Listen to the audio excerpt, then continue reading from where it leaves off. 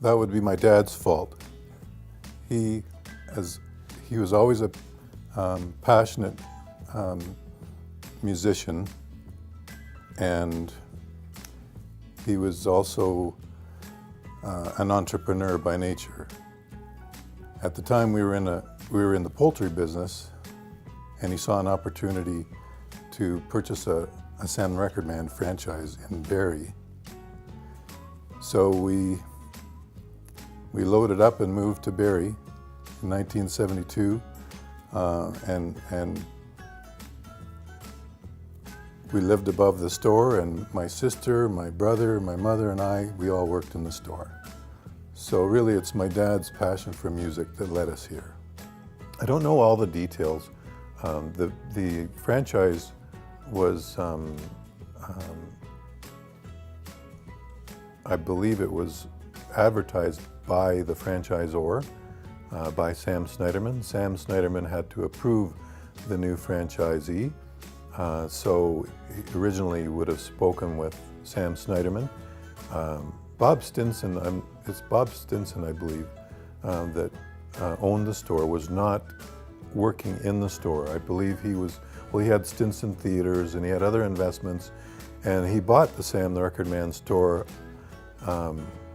to put to allow a manager to run it. And in that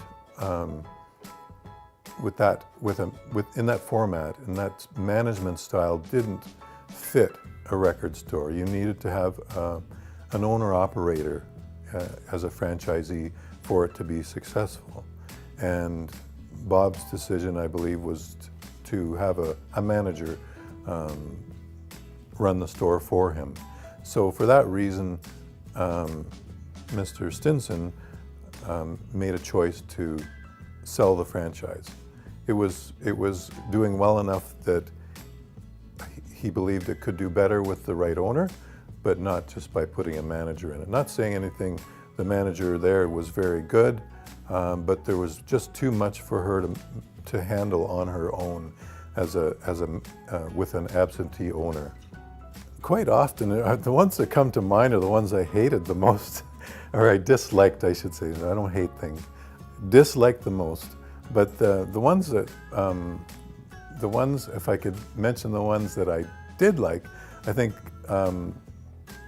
that sold the most, or just about anything by the Beatles that came out, even if it was a re-release, they were always popular. The Led Zeppelin records, I was a Led Zeppelin fan. Van Halen, I remember when that first came out, it was like, wow, that's fantastic. It was almost underground music. You wouldn't hear it on pop radio. It's the kind of music that you wouldn't hear. Those are some of the biggest selling records. Were sometimes exposed through FM radio at the time. You'd hear new music on FM radio that you don't hear that now on FM radio.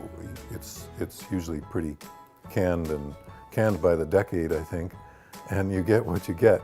But at that time, you could discover a lot of new music, and if you wanted to hear more of it, in fact, in those days, there wasn't even a single to buy. You would have to buy the record, and which invariably you find other gems on that record as well. But